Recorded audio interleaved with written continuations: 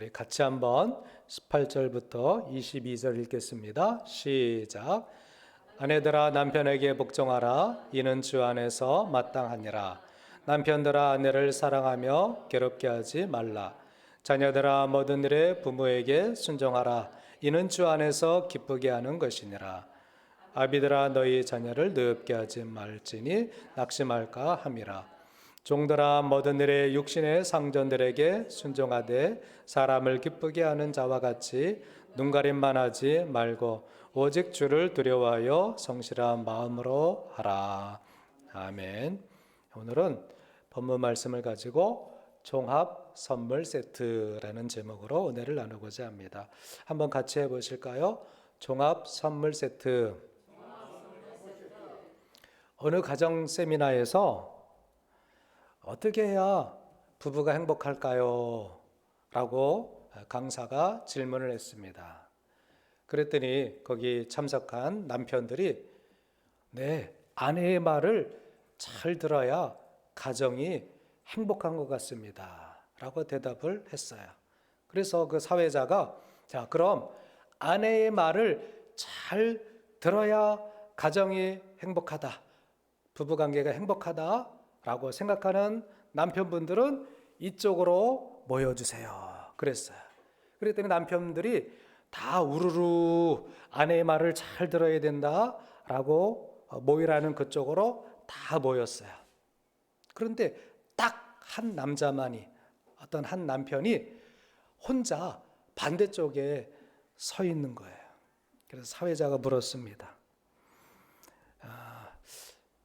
혹시 아내의 말을 잘 들어야 가정이 부부관계가 행복하다라는 말에 동의를 안 하시는 겁니까?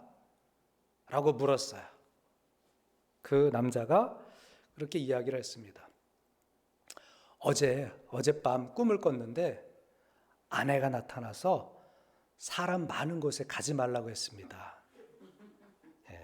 결국 그 남자도 꿈이지만 아내의 말을 듣기 위해서 꿈속에 나타난 아내의 말을 듣기 위해서 그쪽에 혼자 섰다라는 이야기가 있습니다.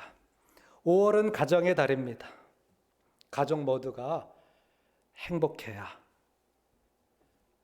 가족을 구성하고 있는 모두가 할아버지나 할머니나 또 남편이나 아내나 자녀나 모두가 행복해야 진정 행복한 거예요. 그렇죠? 나만 자식 혼자만 나 행복해. 그것이 행복이 아니죠.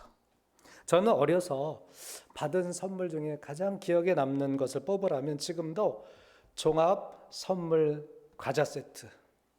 그때는 참 그거 받고 싶었어요. 그거 한번 받은 적이 있는데 그것이 지금에도 가장 생각이 납니다. 거기 그 종합 선물 세트 안에는요. 어린 아이들이 좋아하는 그런 제품들이 과자, 껌, 주스 이런 것들이 다양하게 아주 잘 갖춰져 있어요. 그래서 그것을 받으면 제가 가장 좋아했던 것 같습니다. 그런데 만약에 종합 선물 세트인데 한 가지만 들었다고 생각해 보세요. 내가 아무리 좋아하는 것이라도 하나만 거기에 다 들어있으면 먹다가 질릴 거예요. 그런데 다양하게 들어있으니까 질리지가 않는 것입니다. 오늘 본문에도 어떻게 하면 공동체가 은혜롭게 세워질 것인지, 정말 행복해지려면 어떻게 해야 되는지 우리가 오늘 본문 말씀에서 힌트를 얻을 수 있을 것입니다. 오늘 본문에는요, 여러 자리에 있는 사람들이 나와요. 아내 자리, 아내가 나오죠. 남편 자리, 남편이 나와요. 또 자녀들아, 자녀의 자리가 나옵니다.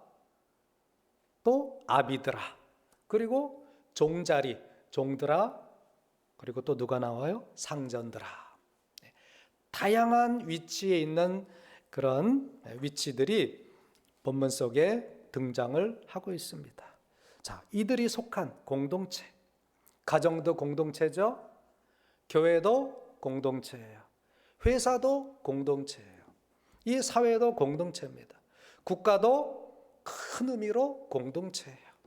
우리가 속해 있는 우리 사람들이 속해 있는 공동체가 어떻게 하면 건강하고 어떻게 하면 행복하고 요즘 하는 말로 어떻게 하면 맛깔난 그런 인생을 살아갈 수 있을까? 우리가 오늘 본문 속에서 권면을 받을 수 있습니다. 첫 번째, 어떻게 하면 정말 공동체가 잘 이루어질 수 있을까? 한번 따라해 보실까요? 상호복종. 상호복종이란 말은 나도 당신도 서로 복종하다라는 뜻이죠. 자, 상호 개념에 대해서 이야기하고 있어요. 아내들아, 그리고 아내의 상대가 누가 있어요? 남편에게. 아내들아 하고 남편들. 또 남편들아 아내를. 상호 개념이에요. 혼자서는 뭐 복종할 이유가 없죠. 내 마음대로 하는 거니까. 그러나 상대가 다 있어요. 아내는 남편에게, 남편은 아내에게, 자녀는 부모에게, 부모는 자녀에게, 종들은 상전에게. 다 뭐예요? 상호 관계예요. 인간 관계는요, 다 상호 관계여야 합니다. 서로 상호적으로 복종을 해야 그 공동체가 건강하게 세워진다라는 것입니다. 여러분, 기둥을 세운다고 생각을 해보세요. 기둥 혼자 딱 달랑 세워놨어요. 기둥 하나가 지붕을 지탱할 수 있을까요? 없습니다. 큰 기둥이 있는가 하면 그 기둥에 연결된 석가래가 있어야 돼요. 또 여러 군데 작은 기둥들이 다 연결 상호 보완을 해야 그 집이 튼튼하게 지탱이 되는 것입니다. 자전거도 외발로 타면 넘어지기 쉬워요. 그런데 자전거가 두 발로 두 바퀴가 돌아가니까 더 빠르게 안전하게 갈 수 있는 것입니다. 이렇게 사람 관계는 상호 관계가 되어야 한다라고 성경은 가르쳐주고 있어요. 따라하세요. 아내들아 남편에게, 남편들아 아내에게, 자녀들아 부모에게. 부모님들은 따라하세요. 부모님들은 자녀에게, 종들아 상전에게, 상전들아 종에게. 뭐예요? 다 상대가 있는 거예요. 나와 당신, 나와 너, 서로 복종해. 일방적인 복종이 아니죠. 그런데 세상은 어때요? 내 말만 복종하길 원해요. 세상 사람들. 힘 있는 사람은 힘 없는 사람이 자기에게만 복종하기를 원하는 거예요. 이거는 세상적인 세계관이에요. 그러나 성경에서는 어떻게 가르치느냐? 성경적인 세계관은 상호관계. 나와 당신, 아내와 남편, 남편이 아내, 부모와 자녀, 자녀가 부모에게, 종이 상전에게, 상전이 부모에게 서로 복종을 해야 그 공동체가 건강하게 세워진다는 것을 믿으시기 바랍니다. 여러분, 할아버지와 손주가 잘 어울리죠? 할아버지와 손주가 싸우는 경우는 별로 못 봤어요. 왜 그래요? 할아버지가 손주를 잘 받아줘요. 다 용납해줘요. 그러니까 손주가 어떻게 돼요? 손주가 또 할아버지 말이라면 끔찍하게 여기는 거예요. 상호, 내가 주고 받고 하니까 싸울 일이 없는 거예요. 성도 간에도 마찬가지입니다. 상호 간에 존중해야 돼요. 상호 간에 공경해야 돼요. 상호 간에 사랑해야 돼요. 형이라고 시키기만 하면 안 돼요. 동생이라고 형이 다 해주겠지 그러면 안 돼요. 상호 서로 사랑, 상호 존중. 권사님이니까 권사님이 다 해야죠. 아닙니다. 권사님도 해야 되지만 또 다른 성도님들도 같이 하는 거예요. 내가 사랑하고 상대가 나를 사랑하고. 교회는 바로 상호 복종하는 관계여야 그 공동체가, 그 교회가, 그 가정이, 그 사회가, 그 관계가 건강하게 세워진다는 거 믿으시기 바랍니다. 두 번째로 공동체가 건강하게 세워지기 위해서는 따라하세요. 이웃에게 사랑 실천해야 합니다. 조금 뜬금없는 말 같지만, 자, 이웃은 누구예요?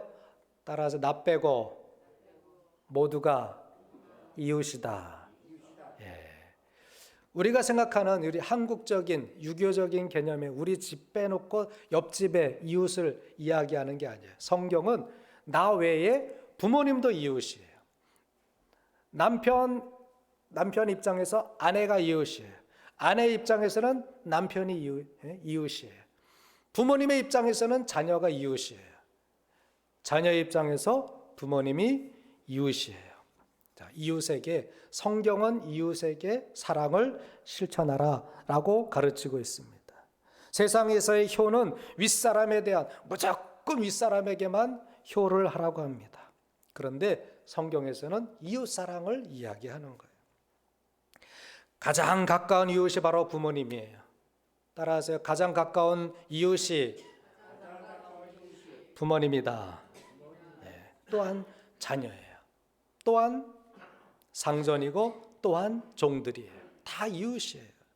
그래서 마태복음 22장 39절에 내 이웃을 내 자신같이 사랑하라. 이웃이 너무 중요한 거예요. 나는 내 자신처럼 이웃을 사랑해야 돼요. 그런데 이 두 계명은 온 율법과 선지자의 강령이니라. 굉장히 중요한 계명이에요. 내 이웃을 내 자신처럼 사랑하는 것. 이웃 사랑은 성경에서 너무나 중요한 거예요. 자, 그런데 우리들 생각해 보면 가까우면 존중할 것 같죠? 내 부모님이니까 존중하고 내 자녀니까 내가 존중할 것 같죠? 전혀 그렇지 않습니다. 아동학대의 주범이 누군지 아세요? 부모예요. 내 자녀인데 부모가 가장 많이 학대를 하고 있다고 통계가 나와 있습니다. 부모님을 누가 가장 많이 학대할까요? 그 자식이 부모님을 가장 많이 학대하고 있어요. 자, 이렇게 가장 가까운 사이인데 가장 많이 학대를 하고 있다라는 것입니다. 그런데 여러분, 이웃을 함부로 학대할 수 있어요? 이웃을 학대하면 어떻게 돼요? 법의 처벌을 받는다고 생각을 하니까 이웃은 또 함부로 못하는 것을 생각하고 있어요. 그러면 우리도 부모님을 공경하고 자녀를 노엽게 하지 않으려면 어떻게 해야 돼요? 내 이웃이다. 내가 사랑해야 될 이웃이다라고 생각해야 됩니다. 주님은 내 이웃을 내 몸처럼 사랑하라고 말씀하셨어요. 계속해서 말씀드리지만 나 외에는 모두가 이웃이다. 형제 간에도 형제들이 잘 싸우죠. 왜 싸워요? 가장 가까운 데도 싸우는 거예요. 함부로 하기 때문에 그래요. 내 형제도 나의 누나도 나의 동생도 이웃이라고 생각을 해야 됩니다.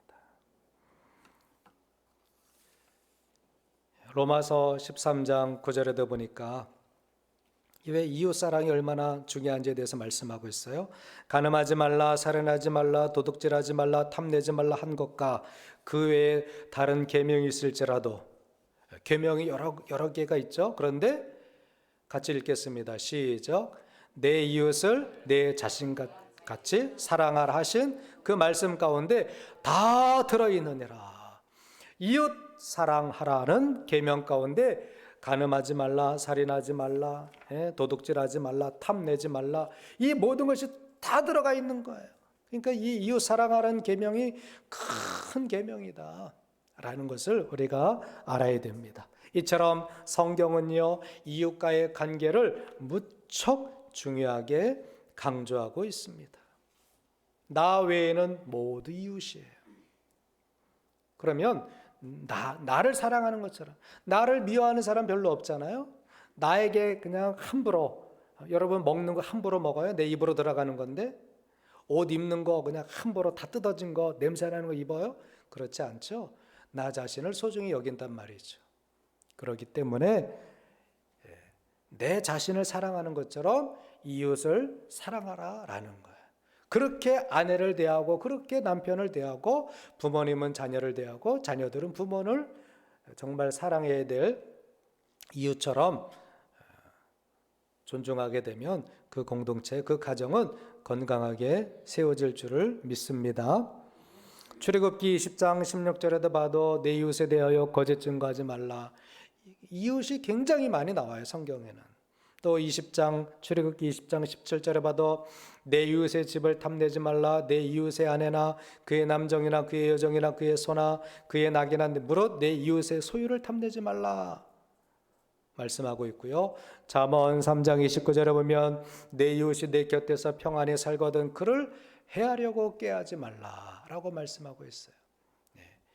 이웃을 존중하라라는 거예요. 성경은 이웃을 굉장히 중요하게 여깁니다.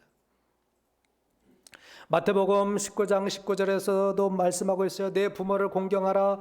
내 이웃을 내 자신과 같이 사랑하라 하신 것이니라. 부모 공경과 내 이웃을 사랑하라라는 것이 같이 병행꾸러 나오는 거예요. 부모님을 이웃처럼 내가 정말 존중해야 되고 무시해서는 안 되는 이웃처럼 생각하셔야 돼요.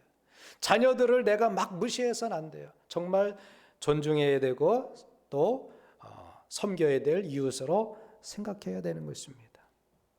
성경에는 고아나 가부나 가난한 자 모두 이웃으로 등장을 해요.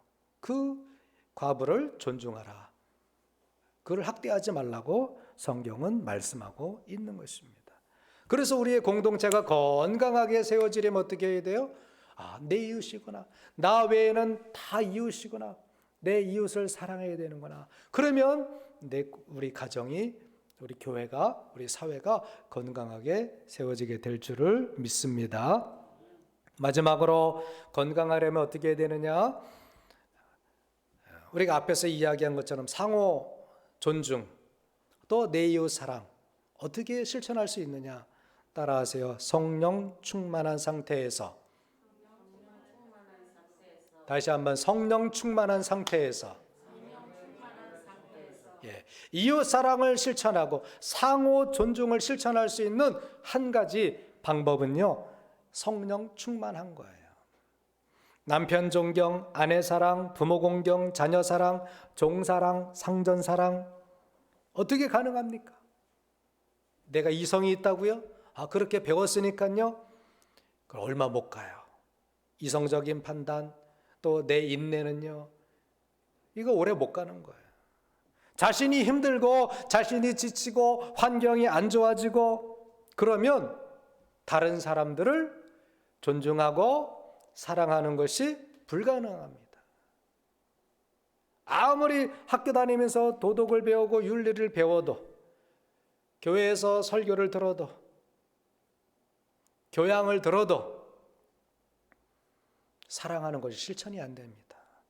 그런데 성경은 그 사랑을 실천하는 방법에 대해서 가능한 이야기를 하고 있어요. 그것이 뭐냐? 바로 성령 충만한 것입니다. 부모에게, 자식에게, 이웃에게, 친구에게, 동료에게 어떻게 사랑과 자비를 베풀 수 있을까요? 부모를 공경하는 것은 성령 충만할 때 가능합니다. 어느 정도 내가 배우고 어느 정도 인격이 있으면 부모 공경할 줄 알아요.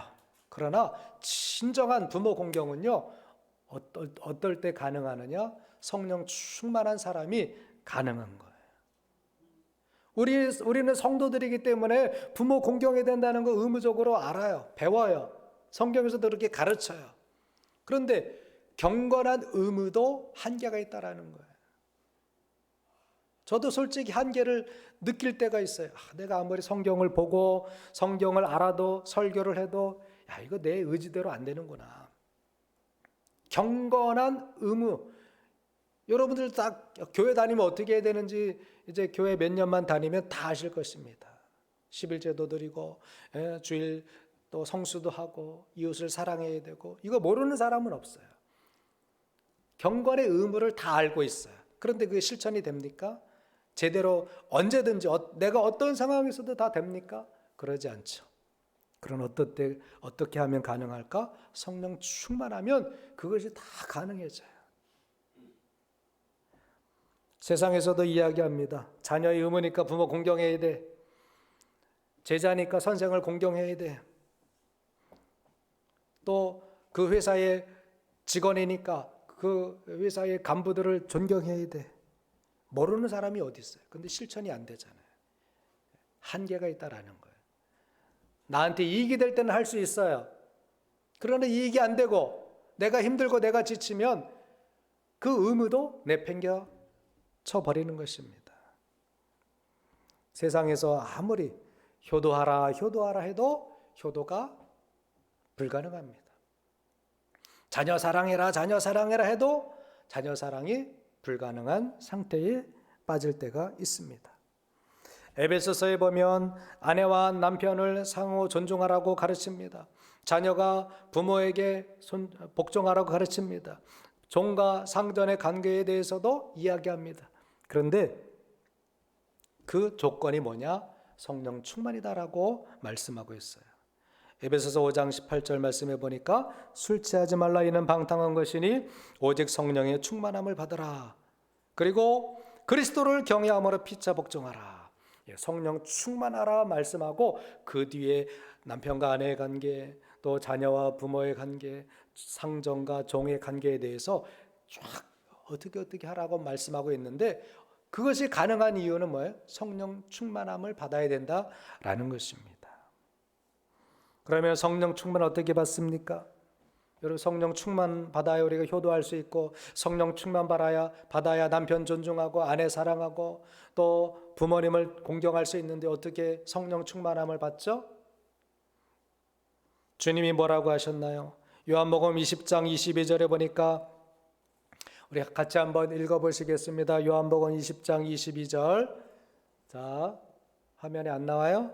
한번 따라하세요. 이 말씀을 하시고 그들을 향하여 숨을 내쉬며 이르시되 뭐라 그래요? 성령을 받으라. 자, 주님이 성령을 받으라라고 말씀하셔요. 그 말씀은 주시겠다는 뜻이에요? 안 주시겠다는 거예요? 성령을 받으라라고 했으면 성령을 주시겠다라는 것입니다. 그러면 우리는 어떻게 하면 됩니까? 어떻게 하면 성령 충만 받아요? 주님에게 따라서 주님 성령을 주세요. 이렇게 기도하라라는 거예요. 주님이 성령 충만을 받아라라고 말씀하셨기 때문에 그럼 주세요. 이미 주려고 약속하셨어요. 그러면 받을 사람은 주세요. 약속한 거 주세요. 라고 하면 되는 거예요. 참 쉽죠? 그러면 기도의 자리에서 주님 기도할 때마다 성령님, 예수님 저에게 성령 충만을 주세요. 받으라 하셨잖아요. 주세요. 그리고 기도의 자리를 떠나지 않는 거예요. 또 성령님이 오시기를 사모하는 거예요. 성령님 오세요. 주님 저에게 성령을 주세요. 이렇게 평생토록 기도할 때마다, 걸어갈 때마다, 생각할 때마다, 자리에 앉아 있을 때마다 성령님 주세요. 성령님 오세요. 이렇게 경건한 모습으로 성령님 주세요라고 하는 성도에게는 그리고 기다리고 있으면 주님이 주실까요? 안 주실까요? 주십니다. 부모가 자녀에게 약속하셨어요. 내가 줄게. 그러면 부모님은 때가 되면 언젠가는 그거 주셔요. 부모님은 늘 생각하고 계시더라고요. 저희 어머니도 보면 어머님은 수입이 뭐가 있겠어요. 그런데 자기의 마음에 결정한 것이 있어요. 애들 내가 학자금 조금 보태야 되겠다. 그런 마음에서 어느 날 갑자기 전화가 와요. 내가 돈 붙였어. 아니 어머니가 뭔 돈이 있어요. 근데 내가 꼭 해주고 싶었어. 이거 학비에 조금 보태. 저는 달라고 한 적도 없는데 근데 어머님은 이미 주시겠다는 마음을 가지고 있어서 노령연금 나오는 거 몇 년을 모으신 거예요. 또 뭐 이렇게 청소 같은 거, 노인분들 일자리 같은 거 있잖아요. 80이 넘으셨는데 동네 뭐 회관에 가셔서 그 이제 청소해주고 일주일에 뭐 2번, 그거에서 나온 거 안 쓰고 또 몇 년을 모아 놓으신 거예요. 본인이 주시겠다고 약속한 건 언젠가 주시더라고요. 아, 어머니 쓰세요. 그래도 주겠다고 하셨으니까 준 거예요. 내가 이제 죽으면 주고 싶어도 못 주니까 받아, 그러고 주시는 거예요. 주님이 우리에게 약속하신 거예요. 받으라라고 말씀하셨어요. 근데 우리는 달라고도 하지 않아. 기도의 자리에도 앉지 않아. 경건하게 살지도 않아요. 그러면 못 받는 거예요. 그래서 누구나 성령은 다 받아요. 예수 믿는 사람은 누구나 다 받는 거예요. 그러므로 여러분 자주 달라고 하셔야 돼요. 내가 내 의지대로 받는 건 아니에요. 주님이 주셔야 되는 거예요. 그런데 주님은 이미 약속하셨어요. 그러나 그렇기 때문에 우리는 받을 수 있어요. 그래야 서로 사랑할 수 있습니다. 상호 존중할 수 있어요. 이웃을 사랑할 수 있어요. 어떻게 가능합니까? 성령 받으면 되는 거예요. 마지막으로 따라하세요. 성령을 주세요. 성령을 주세요. 그렇게 기도하세요. 그리고 막 살면 안 돼요. 경건하게 사셔야 돼요. 사모하며 사셔야 돼요. 인간 관계에서 왜 문제가 발생합니까? 상대를 가벼이 여겨서 그래요. 여러분, 성경은 공경하라, 부모를 공경하라 라고 말하고 있는데 구약에서의 공경이란 말은 카베드라는 그런 히브리어예요. 근데 이 말의 뜻은 따라하세요. 무겁게 여기다. 공경하라라는 뜻은 무겁게 여기다라는 거예요. 예, 무겁게. 그러니까 상대방을 무시하면 경히 여기면 안 되는 거예요. 부모가 자녀를 경히 여기면, 가볍게 여기면 안 돼요. 남편이 아내를 가볍게 여기면 안 돼요. 아내가 남편을 아이 참 별것도 아닌 것이 내가 평생 데리고 살아줬는데 내 말 잘 들어야 돼. 그렇게 여기면 안 되는 거예요. 아무리 힘이 없고 지금 뭐 회사에서 명태를 하고 했다 할지라도 남편은 남편이에요. 질서예요. 남편을 무겁게 여겨야 돼요. 가벼이 여기면 안 되는 거예요. 아셨죠? 아무리 어린 자녀, 손주가 있어요. 손주 이 조그만 거 그렇게 여기면 안 되는 거예요. 손주도 가벼이 여기면 안 되는 거예요. 경히 여기면 무시하게 되는 거예요. 성경은 뭐라 그랬어요? 서로 상호 존중이라 그랬어요. 상호 공경해야 된다 그랬어요. 유교에서는 그냥 어린 사람은 무조건 위에 사람. 그래서 위에 사람은 다 존경만 받으려고 그랬죠. 그러니까 이게 깨지는 거예요. 밑에 사람이 힘들어 안 해요. 효도 못 해요. 힘들어요. 그러니까 깨지는 거예요. 그런데 성경은 서로 상호 존중이에요. 우리는 성경을 따르는 사람들이에요. 아셨죠? 네. 가벼이 여기지 마세요. 공경하다라는 말은 무겁게 여기다라는 뜻이에요. 신약에서의 공경이란 말은 티마오라는 뜻인데요. 티마오라는 말인데 강자가 약자를 섬기는 거예요. 높은 위치에 있는 사람이 낮은 위치에 있는 사람을 먼저 존중해 주는 거예요. 이게 바로 티마오예요. 성경에는 상하 관계가 없어요. 상하 관계가 있었다면 주님이 가만히 앉아서 다 대접만 받죠. 그러나 주님은 원래는 높으신 분이잖아요. 하나님이시잖아요. 그런데 인간의 낮은 자리에 오셨습니다. 너도 이와 같이 하라. 주님은 말씀하시잖아요. 내가 먼저 섬기는 것, 내가 먼저 공경해 주는 것. 이게 티마오라는 신약 성경에서의 공경이란 말이에요. 공경은 꼭 윗사람에게만 해당되는 게 아니에요. 아랫사람에게도 공경해 줘야 되는 거예요. 존중해 줘야 되는 거예요. 여러분 주변에 있는 가족들은 종합 선물 세트예요. 아셨죠? 종합 선물 세트 제가 받고 너무나 좋았어요. 그것만 받으면 뭐 다른 거 부러운 것이 없었어요. 부모님은 나의 선물이에요. 남편은 나의 선물, 아내도 나의 선물이에요. 자녀도 나의 선물이에요. 부모님도 나의 선물이에요. 하나님이 우리 모두에게 주신 종합 선물 세트예요.